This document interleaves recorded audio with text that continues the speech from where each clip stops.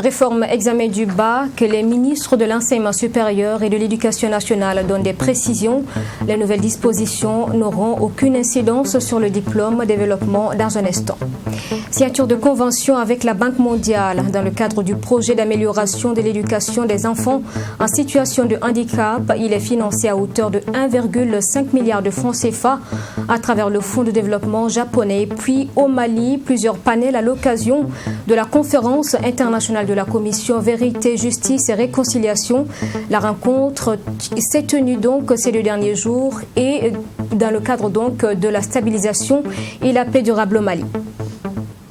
Bonsoir à tous et bienvenue dans ce journal. Suite au décret du président du Faso attribuant l'organisation du baccalauréat au ministère de l'Éducation nationale, décision qui a suscité beaucoup d'interrogations. Le ministre en charge de l'Éducation et celui de l'enseignement supérieur ont donné des précisions. Ils indiquent que la décision est purement administrative et n'a aucune incidence donc sur le diplôme également, ne nécessite aucune autre condition particulière pour accéder aux universités publiques. Devant la presse ce jeudi, le ministre en charge de l'Éducation nationale et celui de l'enseignement supérieur ont tenu à clarifier les choses quant aux réformes dans leurs domaines respectifs. Le baccalauréat ne sera plus le premier diplôme universitaire, mais plutôt un diplôme terminal de l'enseignement secondaire. Cela parce qu'il sera désormais organisé par le ministère en charge de l'Éducation nationale, conformément à la nouvelle attribution de ce ministère. Un transfert de compétences qui s'effectuera à la session 2022 du baccalauréat, celle de l'année en cours ayant été déjà engagée. Ces membres du gouvernement se sont voulus très clairs. Cette modification n'est qu'administrative et n'aura aucun incident sur la qualité du diplôme ni sur les conditions d'accès à l'université. On vous dit qu'il n'y aura pas de concours parce que c'est Campus Faso.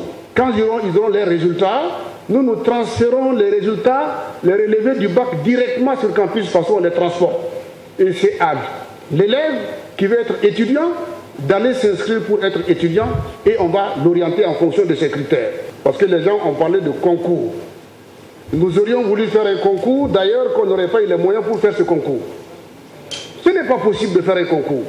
Le ministre en charge de l'Éducation nationale, Stanislas Ouaro, a quant à lui apporté des éclaircissements sur des décrets de modification dans le cadre de l'organisation des examens. Alors, il y a la suppression des 2 sujets au choix pour ce qui est de l'histoire géo et de la discipline sciences de la vie et de la terre. Les épreuves de l'examen du BPC sont utilisées à la fois pour les examens et concours qui sont rattachés, c'est-à-dire l'entrée en seconde, l'entrée en première année BEP, l'entrée en première année Bac Pro, et aussi la sélection pour entrer dans les lycées scientifiques, etc. De ce fait, les principes pédagogiques imposent que tous les candidats soient soumis aux mêmes épreuves pour les besoins d'équité et de comparabilité donc des résultats, alors que les 2 sujets au choix sont contraires à ce principe. Pour promouvoir la formation technique et professionnelle, le gouvernement met désormais en place des lycées polyvalents. Il s'agit de créer des filières techniques dans des établissements d'enseignement général. Vous avez le centre de référence de Zignaré où il y a un certain nombre de matériels qui permettent donc à des élèves de pratiquer certaines disciplines, de faire la pratique. Et donc au regard de cela, nous avons mis dans certains établissements de Zignaré donc des filières d'enseignement technique et professionnel. C'est des lycées d'enseignement général. Et ces élèves-là, nous avons signé une convention avec le centre de référence pour lequel nous payons un certain montant et les élèves vont faire la pratique là-bas. Aujourd'hui, nous avons plus de 1000 élèves dans ces lycées dits polyvalents.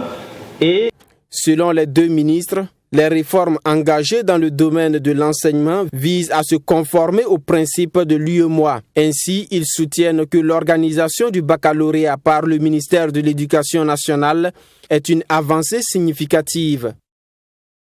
Et à propos des 500 bacheliers qui n'ont pas pu s'inscrire sur la plateforme de l'université, le ministre en charge de l'enseignement supérieur explique que ces élèves concernés se sont donnés à des pratiques qui pourraient être jugées frauduleuses. Il les a invités à prouver leur innocence pour être ensuite intégrés.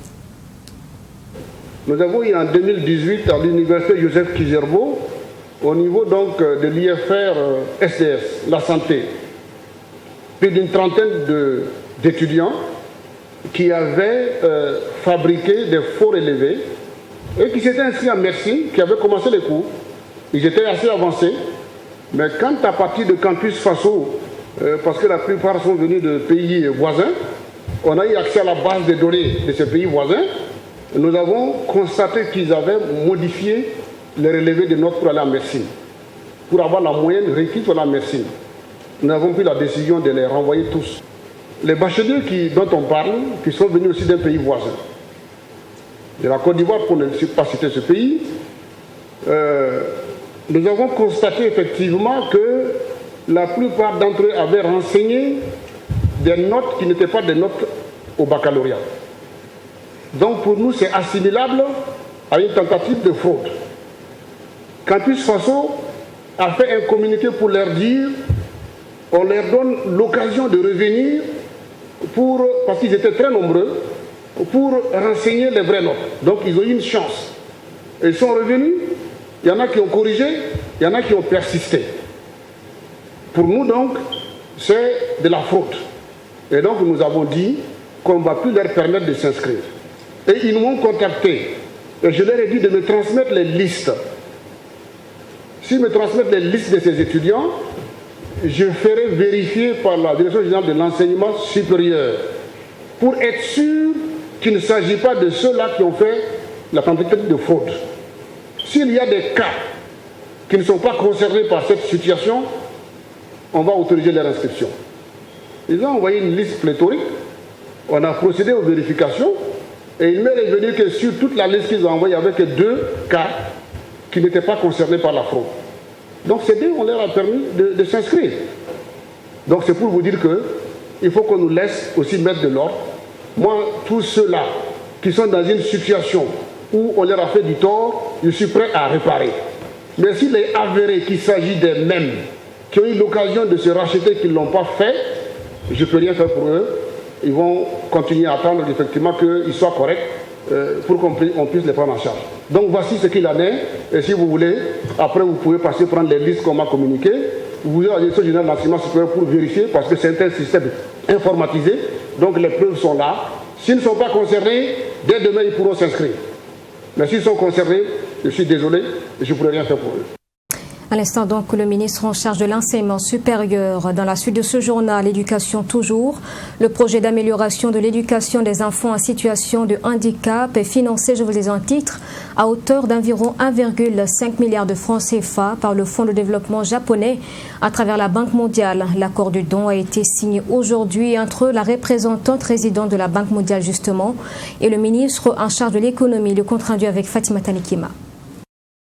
Le ministère en charge de l'éducation nationale vient ainsi de bénéficier d'un financement qui lui permettra d'augmenter l'accès et la qualité de l'éducation des enfants vulnérables en mettant un accent particulier sur ceux vivant avec un handicap. C'est un don qui s'inscrit dans l'accompagnement de la Banque mondiale au profit de la politique de développement de l'éducation de base au Burkina Faso, selon la représentante résidente de la Banque mondiale au Burkina Faso. Donc, avec le fonds fiduciaire japonais, nous avons aujourd'hui signé un autre accord de financement qui d'1,5 milliard qui vise aussi à cibler davantage les enfants vivant avec un handicap et à leur faciliter l'accès à l'éducation et à leur permettre d'apprendre en même temps que les autres élèves et à pouvoir aussi accompagner leurs familles à les maintenir à l'école pour toujours renforcer le développement du capital humain. C'est un financement d'environ 1,5 milliard de francs CFA qui doit permettre au ministère de l'Éducation nationale de dérouler sa stratégie d'éducation inclusive. Et ça va permettre justement de faire en sorte que dans 5 régions, parmi les plus pauvres de notre pays, que sont la région donc, de l'Est, du Centre-Est, du plateau central, du Nord, du Sud-Ouest et la capitale Ouagadougou, de prendre en charge donc 7000 enfants, dont 5000 en situation de handicap et 2000 donc dits vulnérables, parmi lesquels 60% des filles. La stratégie de l'éducation inclusive vise la suppression des obstacles de l'accès à l'éducation des enfants en situation de handicap. Il est donc prévu des visites médicales pour le diagnostic des handicaps, l'acquisition de matériel spécifique pour améliorer l'environnement d'apprentissage et la formation des enseignants aux approches éducatives et pédagogiques adaptées à l'éducation des enfants en situation de handicap. Et le professeur Stanislas Waro a procédé ce jeudi à l'ouverture du premier conseil d'administration du secteur ministériel CACEM de son département, réunissant tous les acteurs du secteur. La rencontre annuelle est consacrée à l'examen du bilan du plan d'action 2020, des rapports annuels de performance et des programmes budgétaires de la même année. Mamed Kanakamabou. Avant de procéder à la validation du rapport d'activité 2020, des rapports annuels 2020 ainsi que des programmes budgétaires, les agents du ministère de l'Éducation nationale à cette rencontre ont passé en revue des acquis engrangés au cours de l'année dernière. À la date donc du 31 décembre 2020, le taux global de réalisation des activités du ministère en charge de l'Éducation nationale est de 82,52%. Ce taux a connu une baisse de 8,28% comparativement à l'année 2019.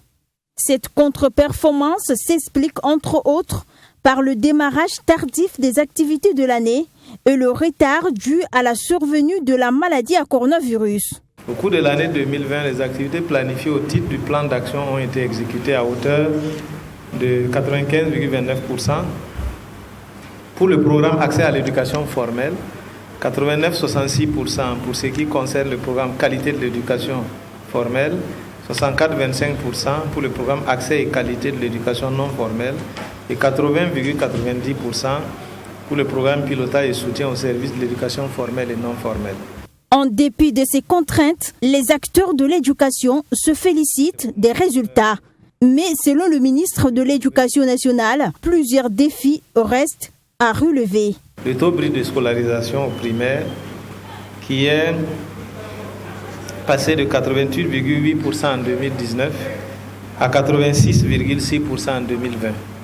Le taux brut de scolarisation au post-primaire qui est passé de 50,55% en 2019 à 49,3% en 2020. Le nombre d'apprenants tous y confondus, donc qui était de 120 494 apprenants recensés en 2019, est redescendu à 94 997 en 2020.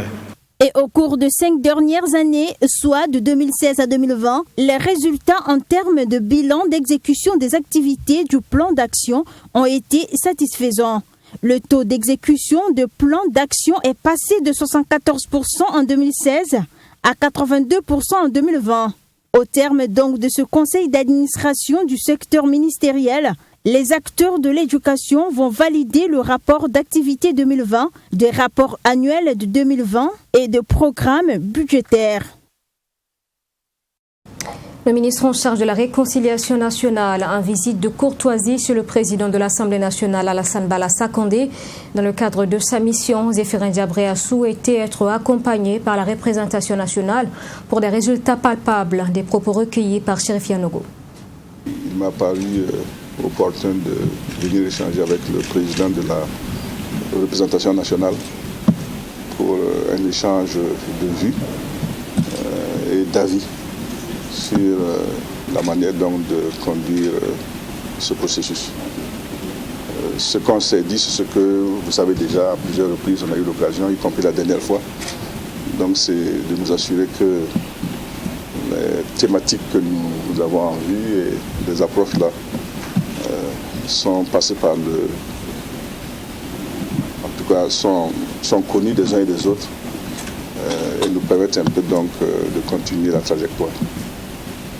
C'est quand même l'Assemblée nationale, c'est le lieu où siègent les représentants de la nation. Donc vous ne serez peut-être pas surpris que d'ici là, on vienne là pour répondre à des questions orales. Mais il se peut aussi que dans ce qu'on va faire là et dans les solutions qui seront proposées pour des questions données, il y ait des implications sur le plan législatif. Il y a peut-être aussi des textes à changer pour nous permettre d'aller à là-bas. Donc c'est toujours important de changer avec l'Assemblée nationale parce que c'est une institution qui a toujours un rôle à jouer sur le plan réglementaire dans toutes les questions, y compris celles qui ne sont pas uniquement de ma compétence. Oui, tout à fait. Je voudrais vraiment la remercier pour cela. Comme lui-même a dit, moi je suis un député en permission. Parce que vous ne m'avez pas félicité, j'avais été député à l'Assemblée nationale. Oui.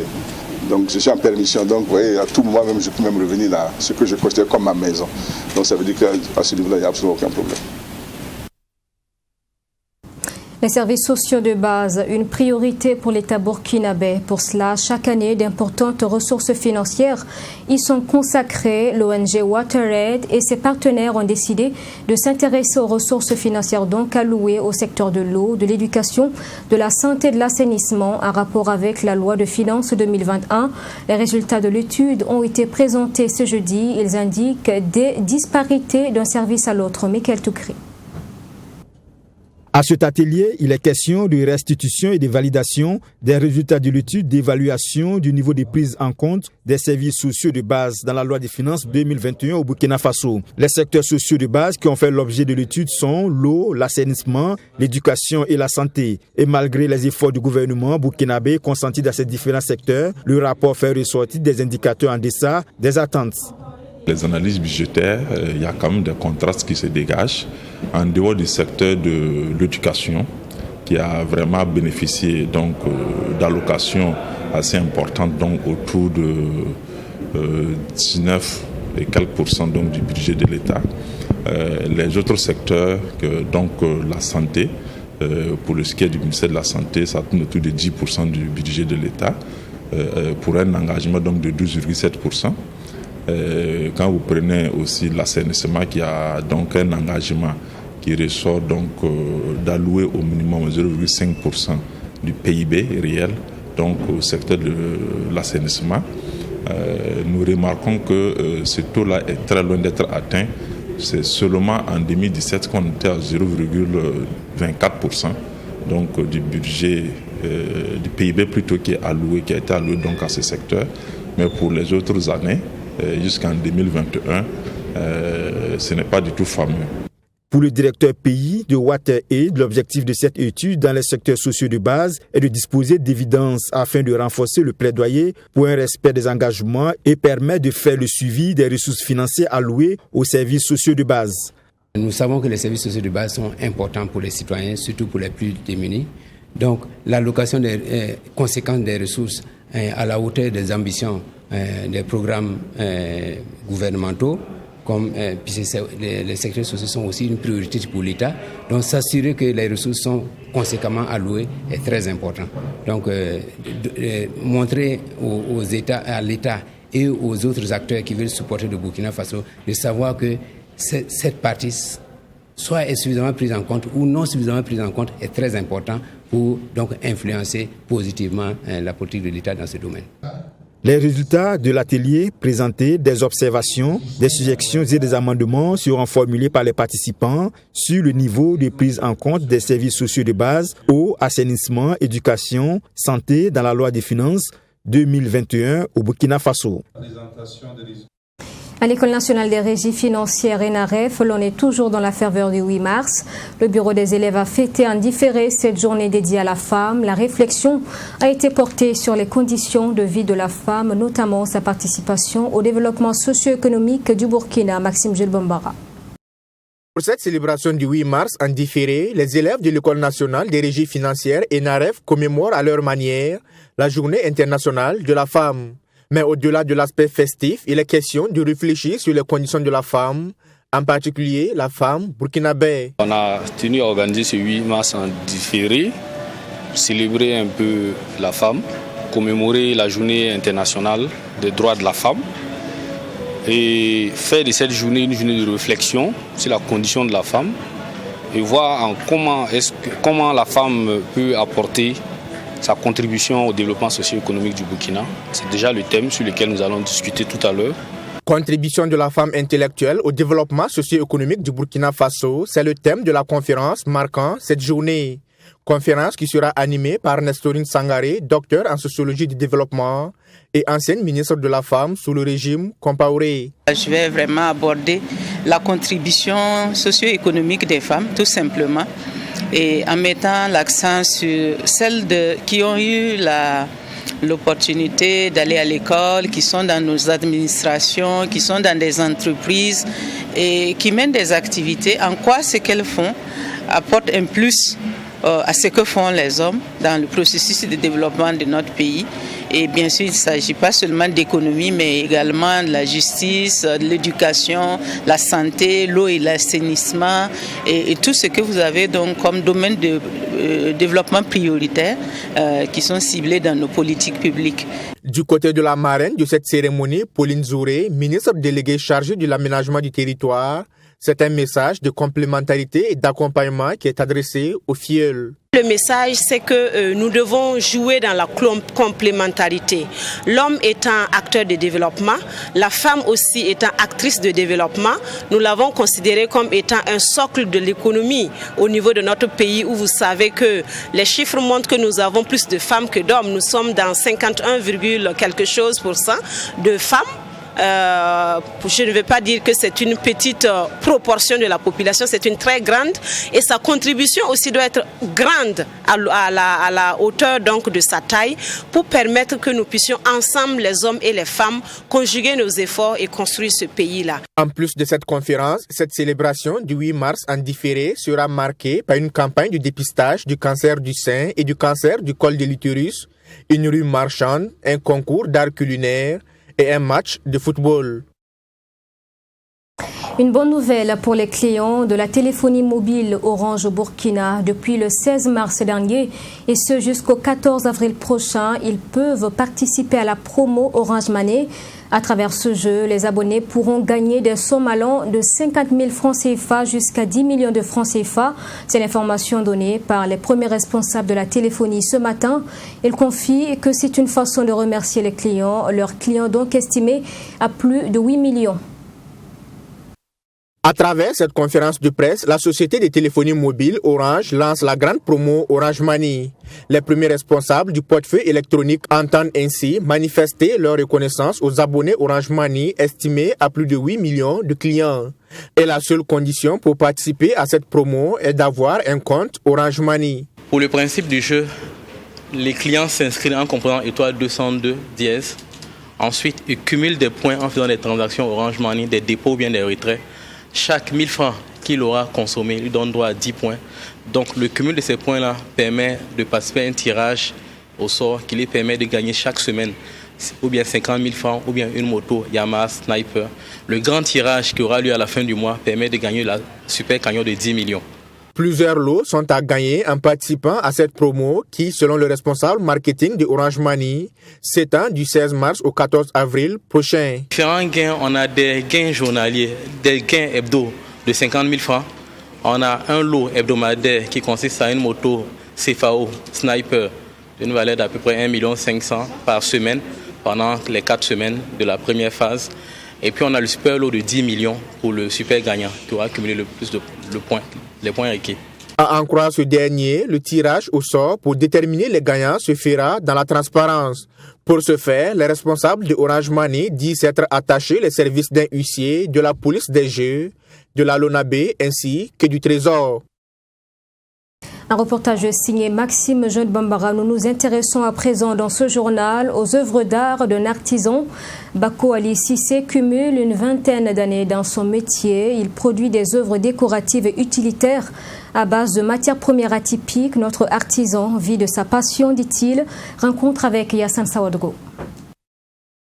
Les objets décoratifs n'ont plus de secret pour Bako Ali Sissé. Avec de la matière première atypique faite de bois et des calebasses, il lui donne une seconde vie. Et pour maîtriser l'art de la fabrication des abat-jours, notre artisan dit avoir cumulé une vingtaine d'années d'expérience dans ce métier. Je suis dans l'art, ça vaut 20 ans. Ça vaut 20 ans. Je faisais beaucoup de décorations. C'est pas ça là seulement. Bon, c'est parce que souvent on a on a les familles à gérer, quoi. Vraiment, on travaille, mais avec les dépenses, les sous-charges, bon, on n'arrive pas à faire beaucoup de choses, vous voyez, non? Cette calebasse, un objet utilitaire transformé pour en faire un abat-jour avec des motifs entièrement faits à la main. Pour arriver à ces résultats, il faut plusieurs heures de travail. C'est avec le feu qu'on brûle ça. Voilà, maintenant si on a brûlé fini, sur le dessin là, on doit presser le trou. On doit presser le trou pour que si ça s'allume, ça donne le rayon sur les calebasses. Voilà. Par exemple, si c'est la nuit quand c'est allumé, cette dessin là, vous voyez ça sur le mur, comme il y a le trou dessus, maintenant quand le feu allume dedans, la lumière éclaire, ça donne le rayon en haut. Voilà. Fini ce travail, un autre travail commence, la vente. Et pour écoulement de ces marchandises, il dit utiliser des stratégies de marketing de proximité. Souvent, il y a les commandes, mais souvent on fait pour déposer seulement. Les commandes, ça vient, mais c'est pas chaque moment, quoi. Voilà, donc on fait comme ça, déposer. Voilà, si quelqu'un vient, si ça a intéressé, prend. Mais on prend souvent pour tourner en ville, dans le maquis, la nuit. On promène dans le maquis pour vendre. Surtout les étrangers qui viennent là. C'est eux qui aiment payer ça plus que nous-mêmes. Voilà. Par exemple, comme les touristes là, les blancs là. Voilà, souvent c'est eux-mêmes qui payent ça. Ces objets décoratifs, selon Bako Ali Cissé, sont beaucoup demandés pour en faire des cadeaux de mariage. Il y a des gens qui viennent payer, surtout les mariages. C'est que le monsieur dit que les fouris là, tout c'est la même chose, non? Voilà, mariage et fouris c'est la même chose. Donc il vient payer. Mais ce que les femmes là payent là, c'est les moitiés là, avec les tabourets là et les calebasses. Il y a les calebasses que je fais pour les. Il y a les gens qui payent ça aussi, pour leur totem quoi. Voilà, les 3 calebasses collées avec les louches. Ils paient ça pour mettre dans leurs affaires les femmes mariées là. Voilà, pour l'accompagner quoi. À la question de savoir si ce métier nourrit son homme, notre artisan répond par l'affirmatif. Je gagne, mais c'est comme j'avais parlé là. On a trop de dépenses, parce que moi je suis un père de famille. Je gagne en tout cas. Si je dis que je ne gagne pas, bon Dieu il va faire palabre avec moi. Sinon, moi, je gagne. Mais il y a les familles que je gère, quoi. Et pour cela, on gagne l'argent, mais ça ne suffit pas. Ça ne suffit pas, en tout cas. Ouais, sinon, comme j'avais parlé là, les travailleurs là, moi, je fais beaucoup de choses. Beaucoup de décorations. Mais on n'arrive pas à gagner l'argent pour faire ça. Vous voyez, non? Sinon ça prend. L'artisanat est un secteur porteur qui peut absorber un grand nombre de demandeurs d'emploi. C'est la conviction de Bako Ali Cissé, mais à condition selon lui que les autorités accompagnent conséquemment ce secteur. Il n'y a pas aide. Voilà, nous voulons que s'ils veulent nous aider vraiment là, ils n'ont qu'à bien regarder. Parce que ce que moi je fais comme ça là, s'il y a aide, moi je vais développer ça, chercher une grande maison, je vais faire beaucoup de hangars, je vais appeler, il y a les enfants qui promènent, ils ne vont pas à l'école, ils n'ont même pas de boulot pour faire, même les femmes qui n'ont pas de mari là. Il y a les enfants orphelins qui promènent en ville, beaucoup, il y en a beaucoup même. Mais nous on est là, on peut aider, mais nous on n'a même pas de solution pour aider tout ça là. Plus qu'un gagne-pain, ce métier est une passion pour Bako Ali Cissé et il s'est dit prêt à prendre sous son aile tous ceux qui souhaitent embrasser le métier. C'est quoi vous utilisez comme ça? Et puis dans le reste de l'actualité au Mali, la commission Vérité, Justice et Réconciliation, en pleine conférence internationale ces 2 derniers jours, la question de la justice transitionnelle est développée pour parvenir à la réparation, une voie vers la réconciliation et la stabilisation pour une paix durable au Mali. La cérémonie d'ouverture de cette conférence a été présidée par le ministre de la Réconciliation, le colonel-major Ismaël Ouagué. Plusieurs panels étaient au programme. Reportage avec Bourema Soulo. Depuis 2014, la commission Vérité, Justice et Réconciliation œuvre pour le paiement des réparations à toutes les victimes des crimes. La période visée, l'indépendance du Mali à nos jours. C'est pour accélérer l'adoption d'une politique de réparation que la CEVIGER organise ces 2 jours de conférence internationale sur la justice transitionnelle qui doit être la roue motrice de sa mise en œuvre. Au moment où cette politique de réparation est sur la table du gouvernement, le moment nous semble particulièrement indiqué pour faire de cette conférence internationale un moment de plaidoyer pour la mise en place d'un fonds de réparation en faveur des victimes. Partenaire de la CEVIGER depuis sa création, la division des droits de l'homme de la MINUSMA, mission onigène au Mali, rassure de son accompagnement sans faille tout en exhortant la lutte contre l'impunité. Et vous savez que depuis que la commission Justice, Vérité et Réconciliation a été mise en place, la MINUSMA ainsi que la division des droits de l'homme et le Haut Commissariat aux droits de l'homme n'ont ménagé aucun effort pour mettre à votre disposition l'expertise pertinente pour s'assurer que les efforts de réconciliation sont en conformité avec le droit international des droits de l'homme et aussi la pratique en la matière. Président de la cérémonie d'ouverture de cette conférence, le ministre de la Réconciliation nationale, colonel-major Ismaël Ouagué, donne l'assurance de l'accompagnement des autorités de la transition. L'engagement des autorités de la transition en faveur de la réparation des victimes de la crise malienne, avec des bases juridiques et politiques profondes, doit être bien plus que l'engagement d'un gouvernement en particulier. C'est pourquoi, dans le cadre du processus de transition, le gouvernement continuera de soutenir de manière décisive les propositions des différents acteurs afin d'accélérer l'adoption du cadre juridique sur les réparations. Des recommandations issues de ces 2 jours d'échange permettront à la CEVIGER de mettre en œuvre efficacement son plan d'action, notamment la réparation des victimes des différentes crises maliennes. Et voilà pour ce journal. Merci de l'avoir suivi. Merci pour votre fidélité. Je vous donne rendez-vous demain à 20h. Bonsoir.